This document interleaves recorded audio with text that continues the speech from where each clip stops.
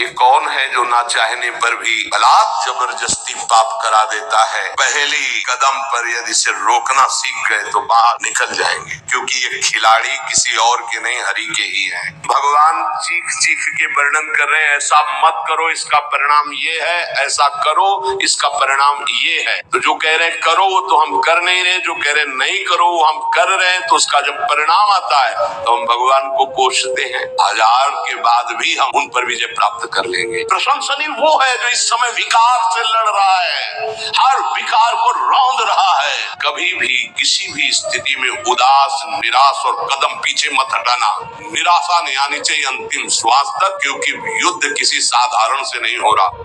ये रजोगुण से प्रकट होता है, राग से, और ये महापापी है, अर्थात महापाप कराने वाला है।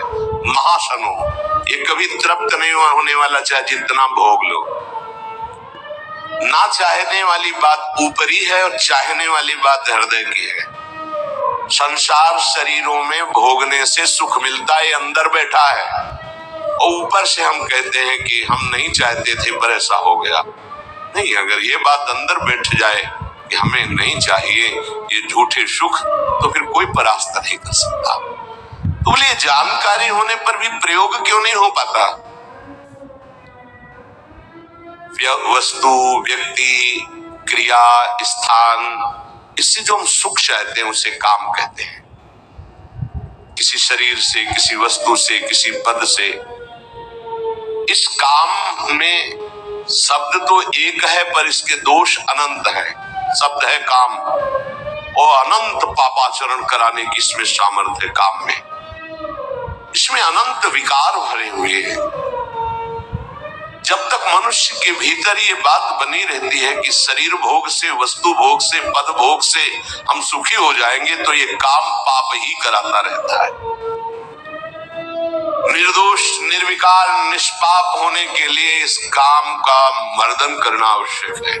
सहने से ये नष्ट हो जाते हैं। शास्त्र निषिद्ध कर्म ये काम ही कराता है, प्रारब्ध नहीं कराता। प्रारब्ध से शास्त्र निषिद्ध कर्म जो किए उनका फल आता है सुख दुख। अगर शास्त्र प्रतिपादित है तो सुख आएगा, शास्त्र विरुद्ध है तो दुख आएगा। लेकिन ये जो हमसे पाप करा रहा है, कोई प्रारब्ध नहीं करा रहा, कोई काल नहीं करा रहा, कोई ईश्वर नहीं करा रहा। काले कर्मे ईश्वरे मिथ्या दोष लगाए, ये हमारी चाहत करा रही, अंदर बैठी है। शरीर के भोगों से सुख मिलता है, ये अंदर घुस के बैठ गया है और यही हमसे पाप करा रहा है। तो जब जानकारी हो गई तो फिर पाप क्यों हो रहे हैं?